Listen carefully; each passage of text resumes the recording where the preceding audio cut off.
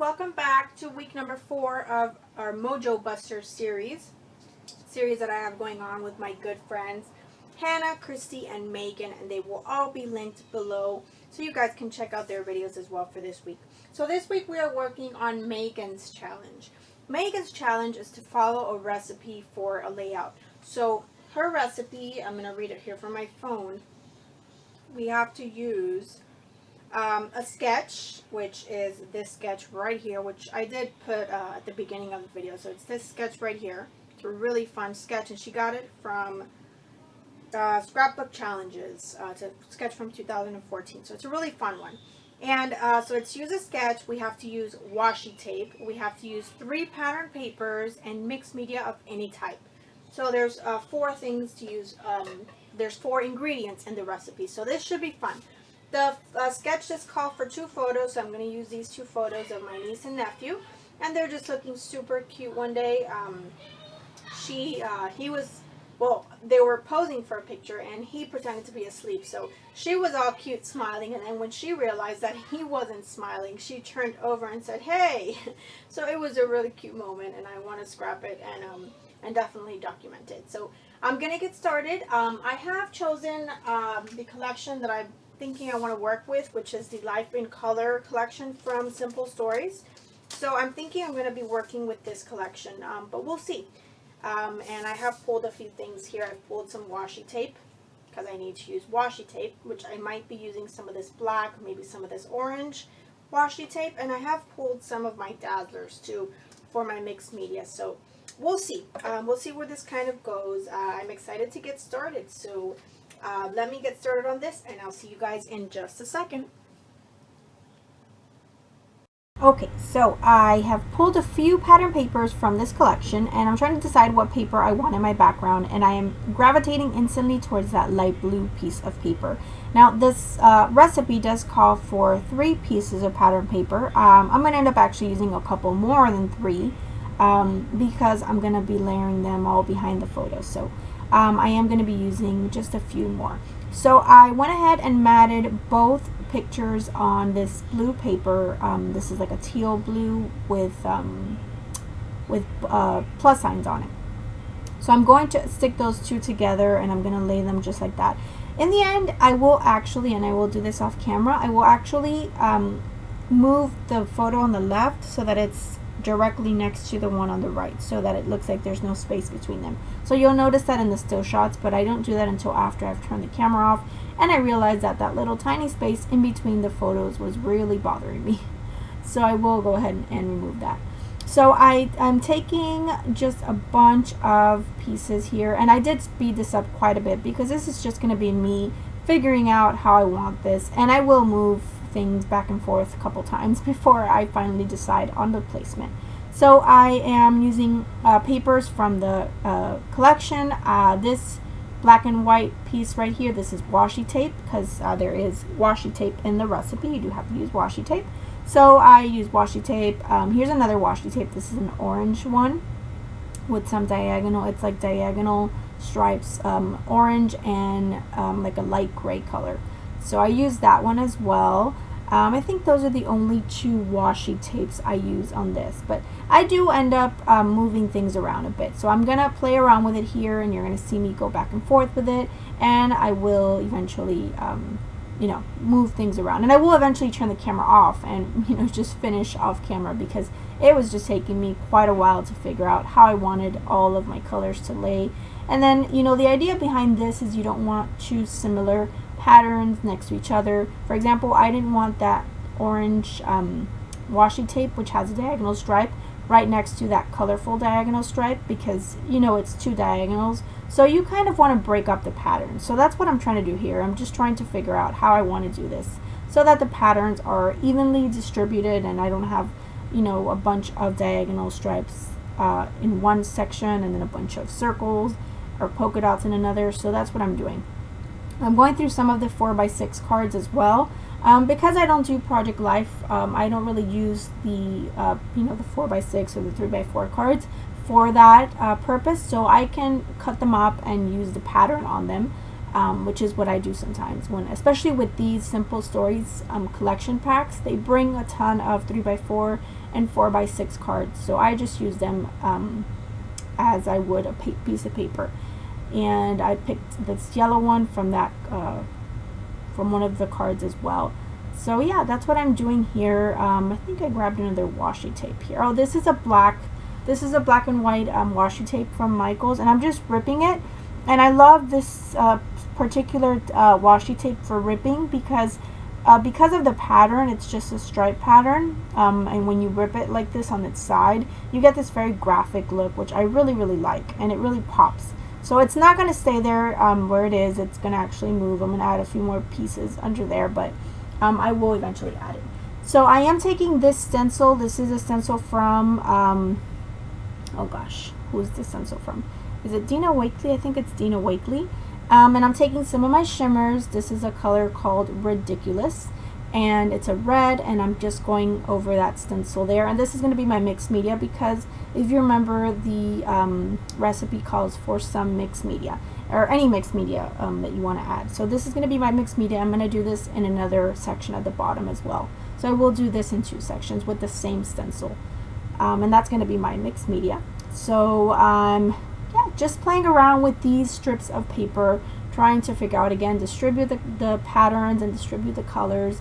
Here's why I decided I wanted to add another bit there at the bottom, and I just used my washi tape to mask off the stencil so that I only have those 2 rows, or I think at the top one and the red one I used 3 rows, and this bottom one I used 2 rows. So I do go ahead and just mask off so that I can use just that area there and get a semi-straight line with these circles, or with these well, yeah, they're like little mini circles or mini squares in that stencil. So then that color is a very light pink color, the one I used at the bottom, so it's very difficult to see. I can barely see it here. I don't know if you guys can see it on the camera, but you'll see it in the still shots, of course. So I'm bringing in that black washi tape again, which I'm going to rip, and then I'm going to place it directly under the shimmers, and then I'm going to realize that I need some pattern paper on there, so I will add some pattern paper because I didn't want the that piece of black paper to just look like it's kind of floating there. I wanted it to be you know, have some kind of paper underneath it. So yeah, so this is where I kind of ended up, and I'm gonna move things around here. This is not staying like this. You're gonna see me move things around a bit, but this is kind of for the most part where it's gonna stay. I decided to mat this piece where I have the 2 photos on a black piece of cardstock. I just wanted it to pop a little bit more, and this really helps. Whenever you want a photo to pop off your page, especially if you have a busy background, then you mat it on black and it will definitely pop. So I grabbed the sticker sheet and these letter stickers, which are from the collection, and I'm going to try to figure out what I want to use here.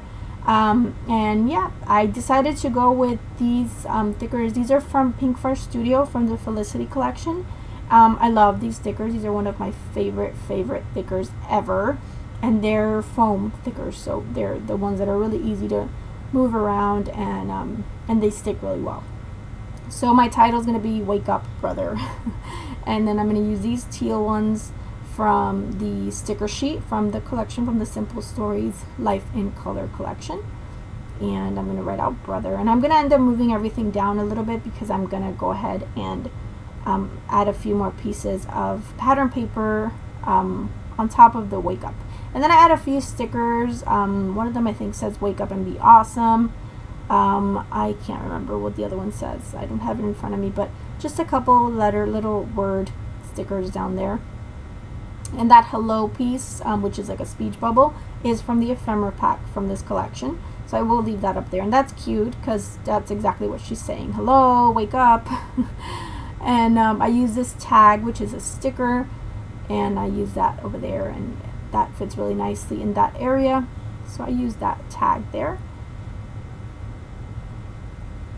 And I think, what am I doing? I think I'm popping it up. Yeah, I was adding some foam behind it because my pictures are on foam. So I added some foam behind that tag so that it can pop up and be at the same level as the photos. Then a little heart. And then I didn't really want to do any more embellishing. I felt like it was, you know, the papers behind the photo are embellishing enough. When you cluster a lot of papers like this, you know, it's it can get really busy really quickly. So I kept my embellishing to a minimum, and I didn't want to add any clusters at the bottom or at the top, just because the sketch didn't really call for it, and I wanted to stay true to the sketch, or as true to the sketch as I could. So so yeah. And then up top you can see that ripped washi tape. I'm also going to add a piece of lighter pattern paper there to break up, because I didn't want too many dark colors in one area. So you'll see that, and I'm not sure if I do that on camera. I think I do, but I'm not 100% sure. I might not have, but I do add a lighter piece of pattern paper up there between the last pattern paper row and the washi tape that I have ripped up. So I take some of this black twine, I add it to my tag. I'm going to add it in a couple areas here on the layout, which is something that is also in the sketch. If you take a look at it, it looks like there's kind of twine or string or something, some kind of fiber that is kind of being wrapped around or looped around and added as an embellishment. So I thought that was a great idea, and I decided to definitely do that and add a bit of this black twine. And this is just American Crafts twine that I'm using here. So let's see, what else am I doing here?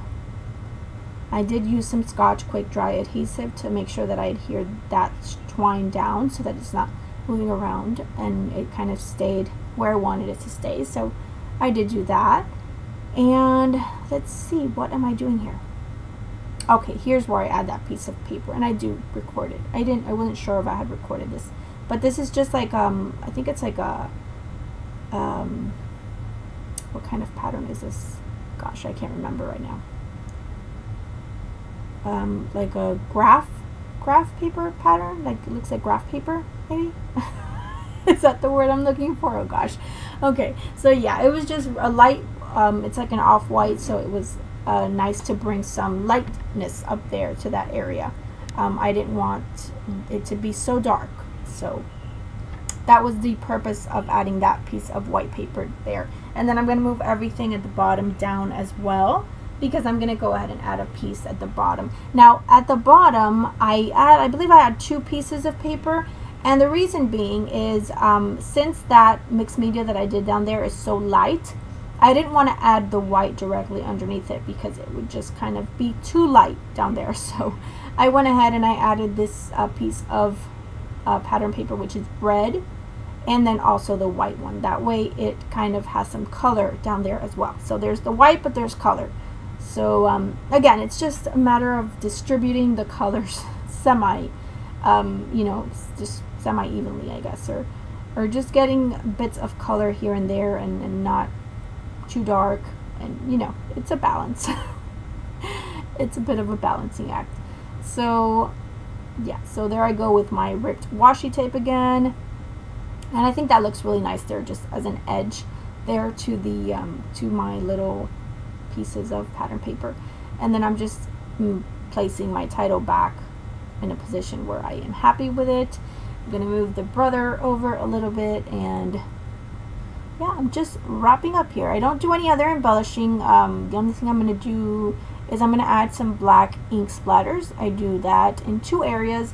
Love, love, love using my India ink to add black ink splatters. It's my favorite thing to do. I think I do it on almost all of my layouts. So I just take this little photo box to cover up my photo, and then I'm going to just, first I'm going to splatter with this really thin brush, and I'm going to get some really thin splatters, and just to get them on there and get a larger amount of splatters. And then I'm going to come in with a different brush, and it's just a wider tip, and then as you can see, those splatters go on a whole lot darker and bigger.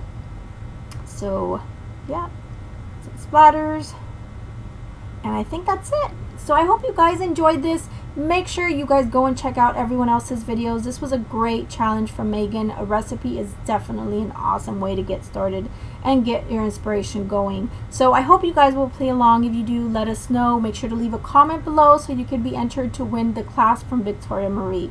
I hope you guys enjoyed this, and I hope you guys are having a great day. We will see you next week with our last episode. Until next time, bye!